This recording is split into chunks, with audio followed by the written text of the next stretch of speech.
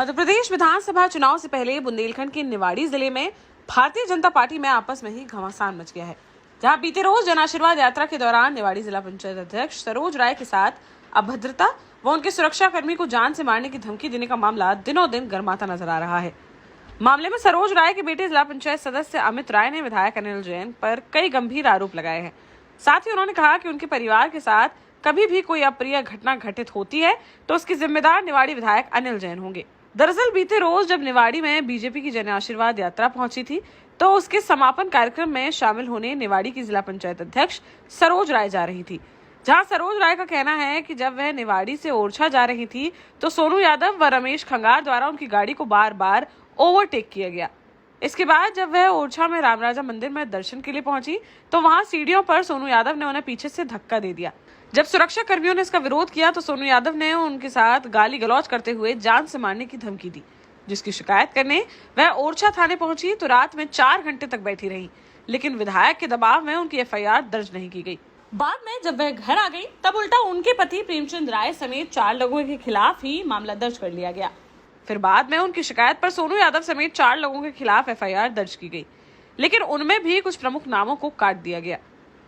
इस मामले को लेकर जिला पंचायत अध्यक्ष सरोज राय के बेटे जिला पंचायत सदस्य अमित राय ने मीडिया से बातचीत कर पूरी घटना के बारे में अवगत कराया, जिसमें उन्होंने निवाड़ी विधायक अनिल जैन पर कई गंभीर आरोप लगाए। साथ ही कहा कि अगर भविष्य में उनके परिवार के साथ कोई अप्रिय घटना घटित होती है तो उसके जिम्मेदार निवाड़ी विधायक अनिल जैन ही होंगे। मैं दिल्ली गुड़गांव था, इलाज के लिए गया था, बहन का इलाज चल रहा है, उस संबंध में मैं तो यहाँ था नहीं। जन आशीर्वाद यात्रा आई हुई थी, माननीय भूपेंद्र यादव जी केंद्रीय मंत्री और तमाम प्रदेश सरकार के भी मंत्रीगण और संगठन के लोग उस यात्रा में शामिल थे, जिसमें निवाड़ी से मेरी माताजी जो इस जिले की जिला पंचायत की अध्यक्ष है वो भी उस यात्रा में शामिल थी। और लगातार लड़वारी से जो मुझे जानकारी मिली है, छोटे छोटे क्लिप भी मुझे वीडियो मेरे स्टाफ ने बनाए गाड़ी में, जिस तरह से कट मारे गए गाड़ी में, कहीं भी गाड़ी पलट सकती थी, एक्सीडेंट दुर्घटना हो सकती थी। तब गाड़ी को रोका गया, मम्मी ने सबसे पीछे गाड़ी लगाई अपनी, ड्राइवर को रोक के। उसके बाद इधर आते हैं तो इधर सीढ़ियों पर धक्का मारा, उधर गिरने से बची तो मम्मी के सुरक्षा कर्मी ने उनको समझाया कि भैया वो महिला हैं और जनप्रतिनिधि हैं, इस तरह से जगह जगह क्यों बदतमीजी कर रहे हैं। उनको साइड किया और दर्शन करने मम्मी अंदर चली गई। इसके बाद गाड़ी में जब बैठी वो इधर से ये सारा पूरा परिसर सीसीटीवी कैमरे में पूरा लैस है, सब जगह सीसीटीवी कैमरे लगे। अगर मैं झूठ बोल रहा हूँ तो हर प्रकार की जांच प्रशासन कर ले।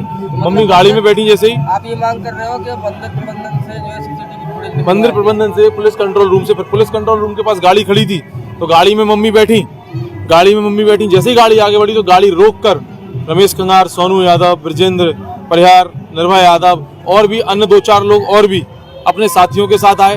गाड़ी रोक के गाड़ी में लात घूसे, हाथ थपथपाने लगे, बाहर निकलो, गाली गलौज करने लगे।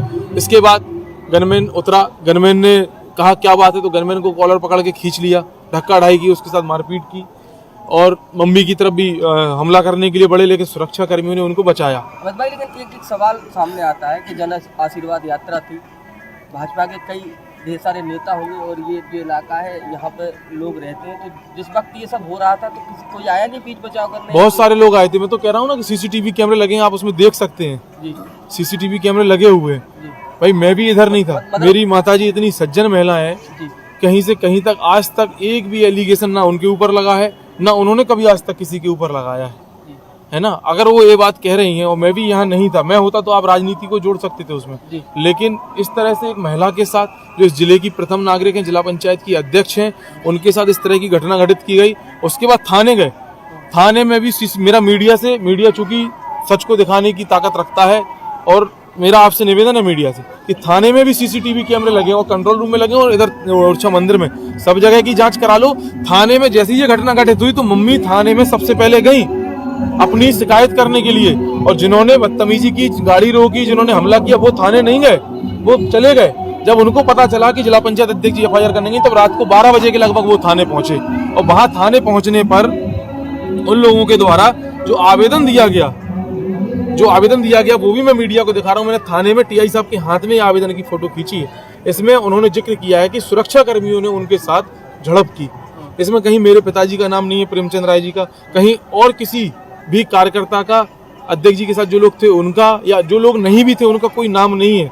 इसके बाद जब अध्यक्ष जी अपनी एफआईआर पढ़े कि नहीं हम एफआईआर करके ही मानेंगे, आप यकीन नहीं मानेंगे एक आम महिला कैसे उम्मीद करे न्याय की। जब जिले की प्रथम नागरिक हैं, जिला पंचायत की अध्यक्ष हैं, इनको रात को 4 बजे तक थाने में बैठी, आप सीसीटीवी कैमरे निकलवाना थाने के, 4 बजे रात तक थाने में बैठी, कोई एफआईआर नहीं की गई, समझाइश देके भेज दिया गया कि सुबह कर देंगे। सुबह 10 बजे फिर थाने पहुंचे, 10 बजे से थाने में फिर से बैठे रहे, शाम 6 बजे तक बैठे रहे।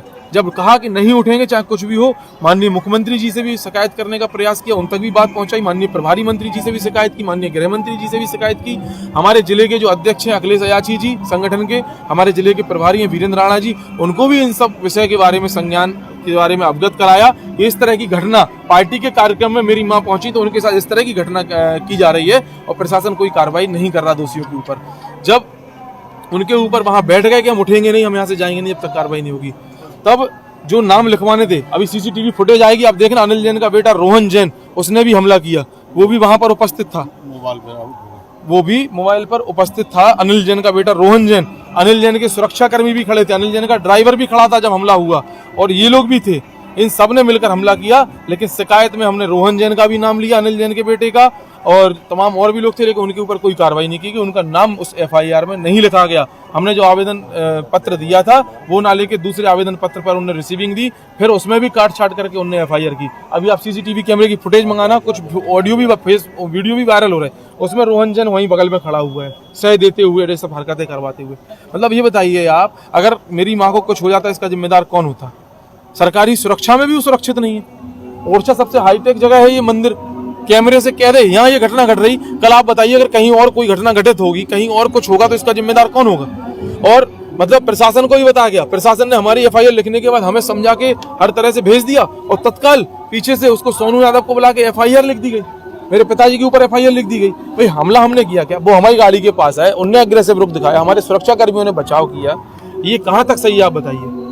क्या मांग है आपकी प्रशासन से, क्या चाहते हैं? प्रशासन से कार्रवाई होनी चाहिए, प्रशासन से इसमें निष्पक्ष कार्रवाई, निष्पक्ष जांच होनी चाहिए।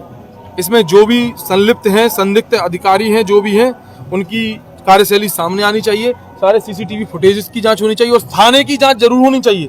कल रात को थाने की 9 बजे से लेके आज शाम के रात के 9 बजे तक, अभी 9 बज रहे, 9 बजे तक की 38 मिनट तो इधर हमें मंदिर में आए हो गए, अभी तक की जांच होनी चाहिए कि थाने के अंदर क्या गुल खिलाया गया, किस तरह की क्रियावन किए गए। थाने में 200-200 लोग बैठे हुए हैं, उनको पुलिस नहीं हटा रही।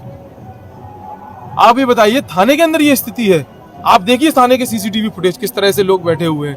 हम रामराजा सरकार से विनती करने इधर आए हैं कि आप ही सद्बुद्धि दो, जिनने गलत कार्रवाई की उनको दो, और जिन्होंने गलती की उनको सद्बुद्धि दो, और रामराजा सरकार की नगरी में न्याय होगा।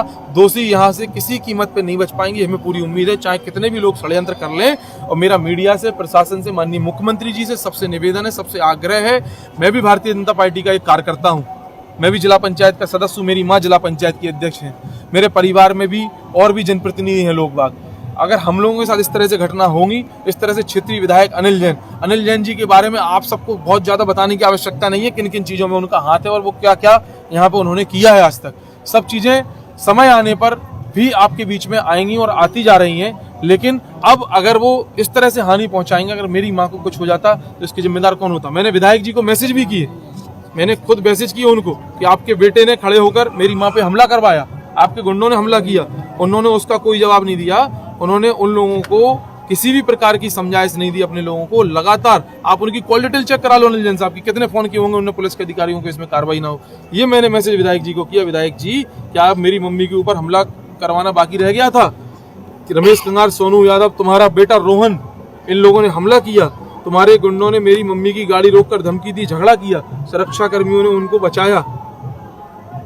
इस तरह से मैंने उनको मैसेज भी किया, कोई रिप्लाई नहीं किया उन्होंने, लेकिन लगातार दोषियों को बचा रहा है, अपने बेटे को बचा रहा है। और मैं कहना चाहता हूं, अगर किसी भी प्रकार की कोई भी घटना मेरे परिवार के साथ अप्रिय घटना घटित होती है तो ये सब लोग जिम्मेदार होंगे। इसमें मुख्य चेहरा अनिल जैन निवाड़ी विधायक होंगे। देश का जाना माना सैनफिन ग्रुप आपके लिए फिर लाया है झांसी में वास्तु के हिसाब से फ्लोर प्लान सहित एक शानदार टाउनशिप, जिसमें सुरक्षा की दृष्टि से सीसीटीवी, एक ही ग्रैंड गेट से एंट्री और एग्जिट, चौड़ी सड़कें, parking, car wash area, senior citizen and international fountain parks, swimming pool, gym, badminton, tennis आदि courts, school, hospital, shopping mart आदि कई सुविधाएं। इसीलिए तो हम झांसी में लोगों की पहली पसंद।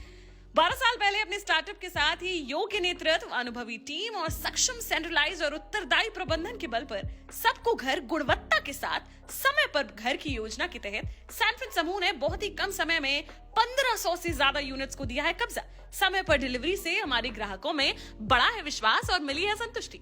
सैनफिन समूह ने बहुत कम समय में सैनफिन Ashok city, green homes residency, green homes city, सैनफिन Ashok valley, Delhi public school, सैनफिन शाखा, केन सैनफिन अस्पताल सहित कई अन्य परियोजनाओं के साथ नई झांसी के निर्माण में स्थापित किया है एक बड़ा मुकाम। तो आप भी आज ही आइए अपने परिवार के साथ और कीजिए अपने सपने साकार।